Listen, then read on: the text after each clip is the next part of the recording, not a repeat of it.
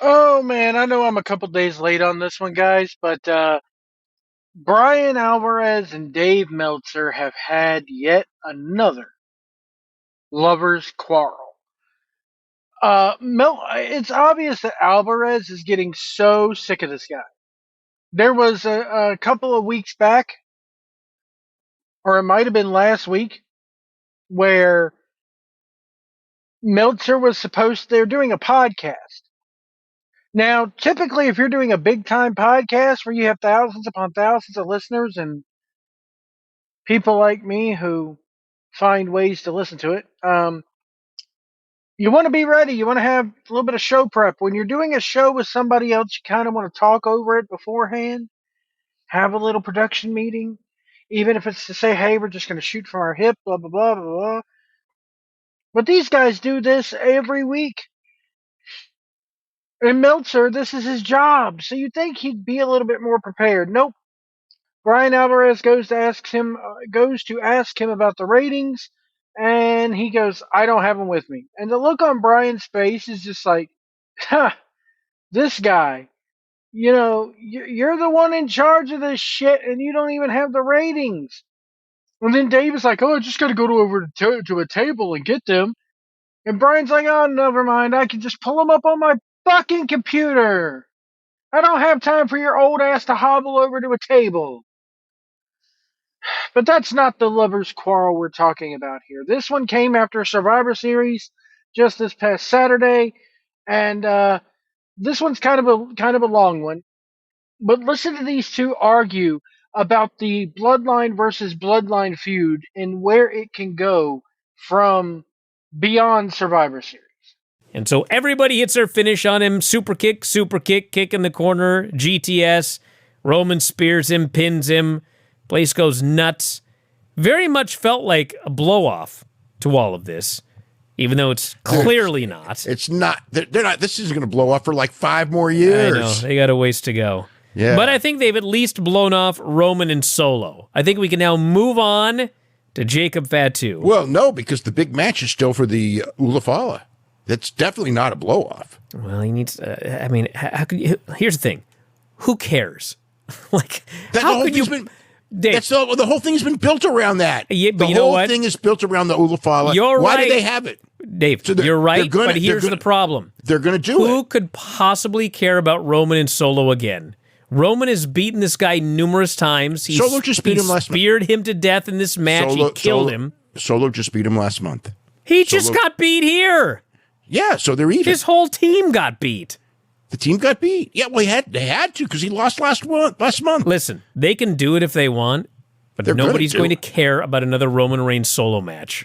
They're just not. They're going to set another record gate. I'm sure. Well, they will because they will, but not because of the match. They're going to set another record gate. They've been building this. This match has been built up for months. They're not about to not do it. I know they're going to do it. It's been built up since. No one is going to care. They will not. The tickets sold are the tickets sold. The tickets are going to sell whether they put this match on the show or not. What's going to be the Royal Rumble? We already know that thing's going to sell out. I doubt it'll be at the Royal Rumble, but it could be because they're going to have to do one. They're going to have to do. But the thing is like this is being built up as a giant match. It's going to happen. And why didn't they pin somebody else here? Because Solo pinned Roman last time, and it was Roman's time to get it back. He doesn't need to get it back if they're putting the Ulafala on the line and he's going to win it. No, right? It would make sense that he beat him, so now he's going for the Ulafala. That actually makes perfect sense. I beat you, but the big thing, he didn't get the big thing. The big thing is who ends up as the tribal chief. That's the story. The story is not winning the war games or getting pinned in Saudi Arabia. The winning thing is, the tribal chief name. That's why he's the OTC. They didn't give him that name if they're not going to go with it. They didn't give Sola the Ulafala if that's not going to be part of the story. Hey, listen, if they do it and it works, fine. It's going to work. It's going to work. It's going to work. We'll see. Everything they're doing is working. And, will it work as well as Bad Blood? I don't know. We'll find out. Will it work as well as Crown Jewel? It'll work better than Crown Jewel. So that's Crown Jewel. That doesn't count. Nobody cares about Crown Jewel. It's $50 million show. People don't like Crown Jewel because it's in Saudi Arabia. This happens every time. Crown Jewel did fine. Crown Jewel did fine. Crown Jewel did better than most of the B shows this year. Bad Blood was the killer B show. Chamber was the other one, yeah. So it beat all the other ones. So this one will beat that one. I don't know about Bad Blood because Bad Blood. I don't know about Bad Blood. That was that Hell in a Cell. That's a tough one. That's going to be a tough one because that one almost beat Royal Rumble and SummerSlam, and I don't know how they did that. I mean, I do know how because they had Cody and Roman teaming, and they had the Punk Drew feud was a great feud, and that was a blow off in Hell in a Cell. So, but the Roman thing is Solo. I mean, that's been like I think the Jacob match is a bigger match. Well, of course it is. But the Solo match is the storyline bigger match. I don't care what the storyline is. I'm talking about what's the bigger match. The bigger match is not going to be Roman beating the Solo Geek for the 18th time. Well, so one win. It'll do business. One win. It'll do business. What we got to talk about what this doing business means. This Survivor Series practically sold out on just that there is going to be a War Games. No one even knew what it was going to be at the time. The Royal Rumble is going to sell out. But WrestleMania is going to sell. They're all going to sell out with no match announced. Okay, but guess what? The viewership varies greatly. So now you're going for the viewership. All right. You're going for that. There's a wide variety. You could say that, sure, but Bad Blood was a huge success. Bad Blood was a huge success compared to all those other shows. Yeah, of course, because they had a Roman Reigns teaming with Cody Rhodes for the first time ever. Yeah. Of course that's going to be big. Okay, well, then this will be big, too. Well, I don't think so, because people have seen this match, and they don't care about Roman and Solo. They don't care about it anymore. He's beaten the guy multiple times. He killed him here. Everyone hit their finish, and they pinned the guy clean in the middle of the ring. It took 5 guys to beat him. Celebrated. It took 5 guys to beat him, and it's 5 on 5. And he's still... But the other 4 guys were gone. He took 5 finishing moves. You think that wasn't a protection? If Roman just speared him and nobody helped... And even then, he's just getting his win back anyway from being pinned last month. We'll see. This is ridiculous. Yeah, we'll see. This is basic booking. He hasn't beaten him for the Ulafala.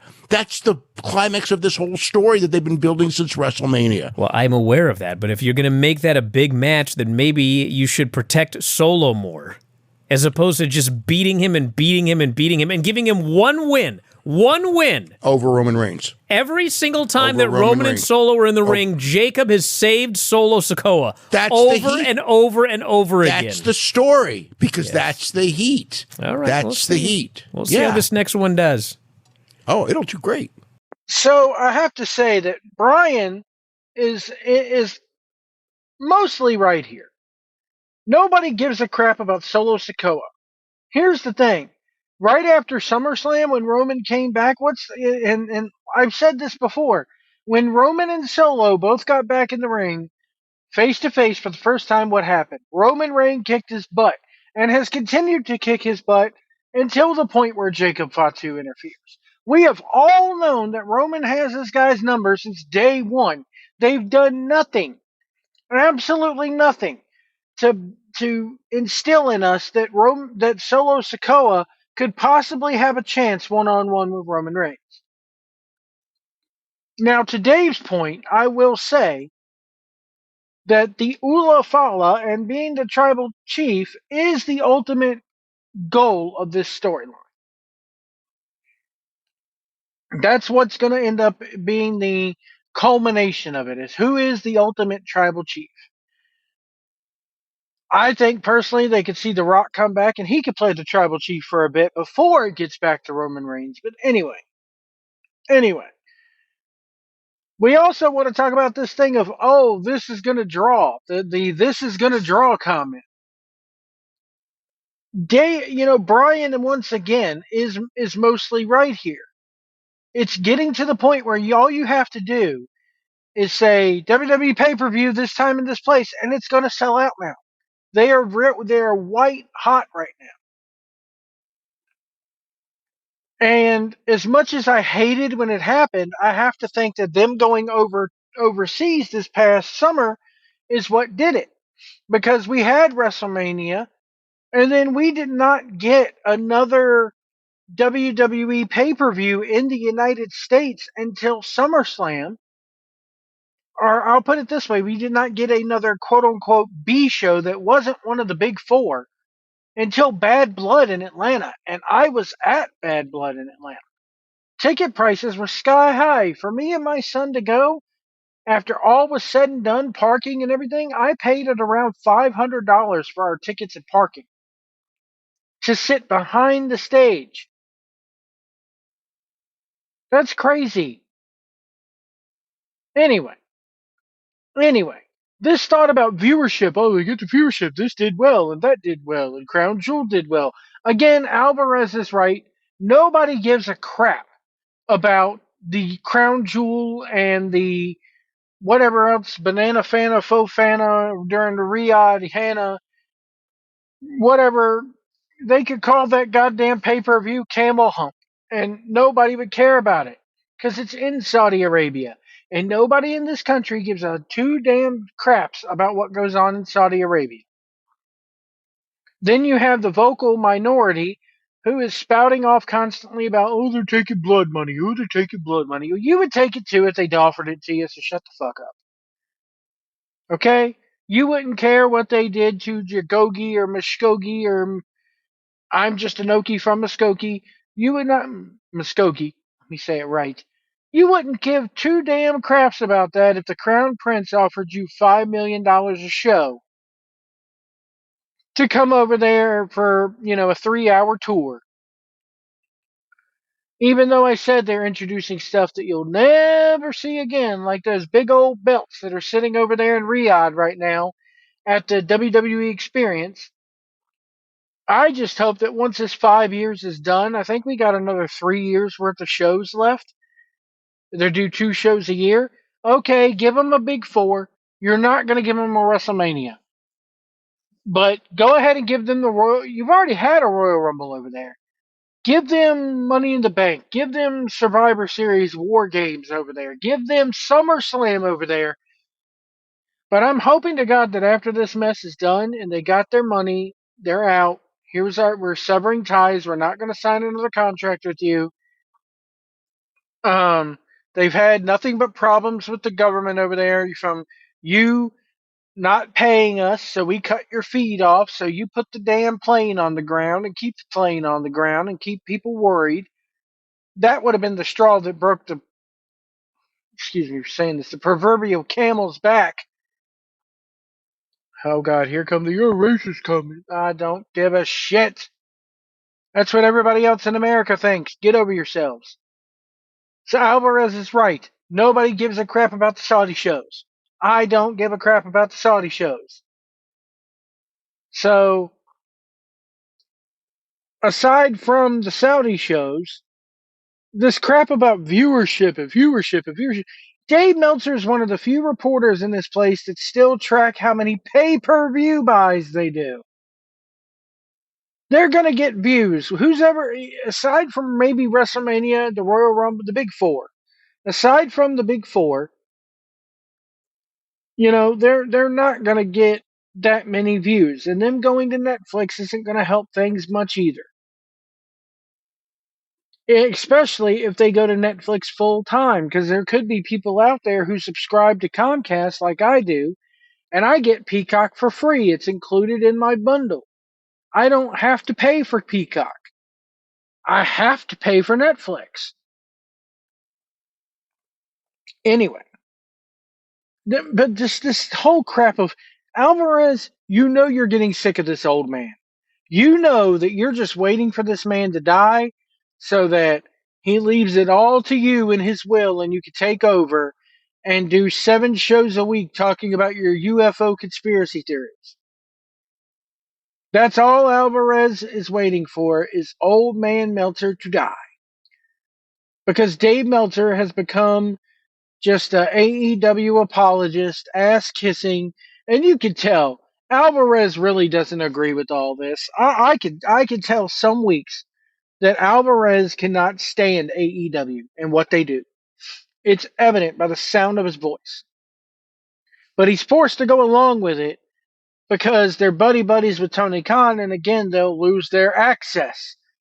What access they have left. Now, I will say that when it came to the Full Gear pay-per-view, Meltzer lit them up pretty big, as did Alvarez. But he still will not say what is really the problem, and that's Tony Khan and Tony Khan's booking. He will not say those exact words. It's Tony Khan's booking. 4 words. That's all you have to say, Dave. It's Tony Khan's booking. That's the problem. Now, like I said, for the majority of this, I agree with Bryan Alvarez there. Nobody cares about Solo. I mean, Solo, I'll be honest, he stepped up. He's done a decent enough job. But at the end of the day, nobody buys the fact that he can beat Roman Reigns one-on-one. Nobody cares. You can pin him in tag matches. You can pin him in Survivor Series 5-on-5, whatever the case may be. But one-on-one, when it comes down to it, Roman Reigns versus Solo Sikoa. Nobody believes that this guy could, that Solo could beat him. And nobody gives, honestly, I dare say that nobody really gives a crap about this Ulafala that they, have introduced. Even though they made it the key, they made this prop a key to the entire storyline. And the fact that they did not make this thing, hey, if I beat you here in War Games, that's it, you stand down, tells me it's going to continue. I did an entire video of this yesterday, and I'll try to put it up in the end screen, about how CM Punk's favor ties directly into all of this. It ties in with the Bloodline. It ties in with Cody Rhodes. It ties in with Randy Orton. All of it. Because CM Punk wants revenge against all 3 of those guys for what they did to him. But I'm going to leave you to click on that video to find out what it is. Let me know what you think about this Figure 4 Wrestling Observer Lovers Quarrel down in the comments below. Hit that like button, hit that subscribe button, and we'll see you down the road.